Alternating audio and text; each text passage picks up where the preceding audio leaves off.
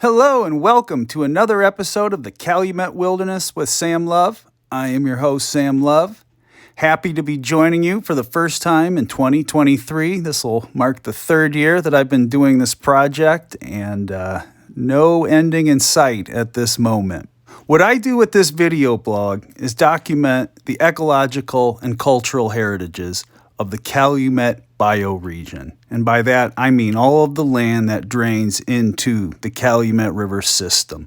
So the Calumet, Little Calumet, Grand Calumet, and all its major tributaries. And in this episode, I want to talk about what I think are some of the most useful resources when interpreting pre-development ecologies, and those are old postcards. So stick around.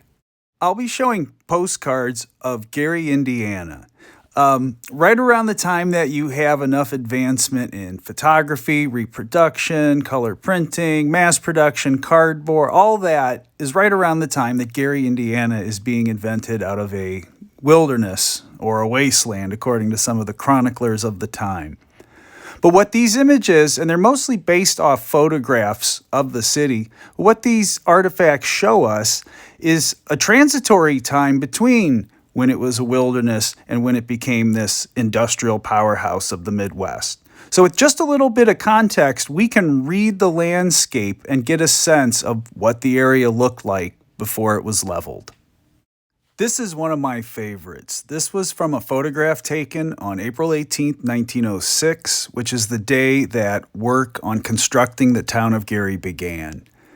Those men you see in the postcard standing in a swale. In the center is Armanus Knotts, who was a mayor of Hammond, but also a land agent for the U.S. Steel Company. And on the far left is Tom Knotts, who became Gary's first mayor.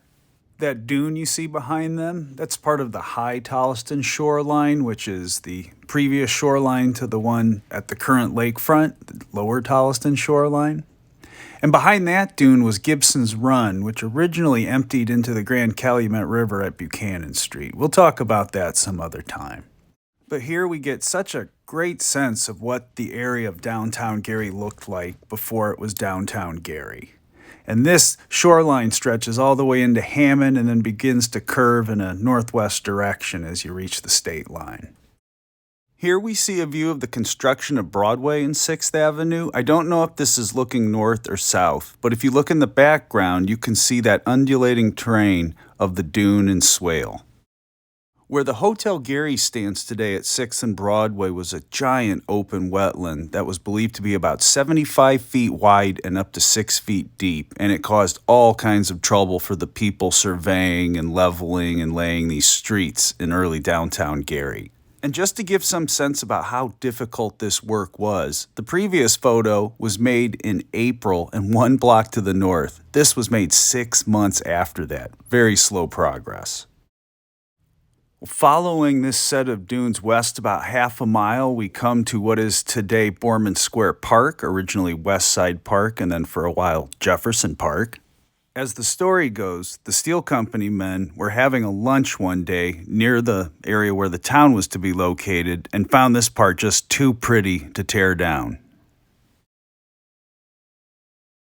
Here's a view from Broadway looking north from about 20th Avenue. This is at the Pennsylvania Central Railroad. If you look into the background about the middle of the image, there is a sand dune running across. I'm going to guess that's maybe around 18th Avenue or so, not quite sure. While the city of Gary was extensively photographed in its earliest days, most of that was done around the mill site or the downtown area, which was called the first subdivision. Very few images were made south of the Wabash tracks, so this one is just spectacular. And now we're about a mile south of the last photograph at what was the original southern boundary of Gary, the Little Calumet River. This image would date from sometime after 1909, when property owners in Gary, as well as the tiny hamlet of Glen Park, about a mile south of the river, convinced Lake County to build a bridge. You'll notice the river is much wider than what it is today. Burns Ditch, which was made in the early 1920s, drained a lot of this in an attempt to prevent future flooding. Continuing into Glen Park, Here's a postcard with 3 images from March 18th, 1911, very conveniently labeled with the time, showing the construction of the Glen Park Church of Christ. I'm most interested in the top image made at 8 o'clock in the morning because you can see what this area looked like before it was developed. We can see some tall, fairly spindly, and pretty closely packed together, I believe those would be oak trees there. This image was made at 39th and Washington. I was able to confirm that because you can see the tower of the Glen Park School in a little corner of the bottom 6 p.m. image there. So this is a block south of Ridge Road, which follows along the old Calumet shoreline, the second oldest shoreline of the Calumet region.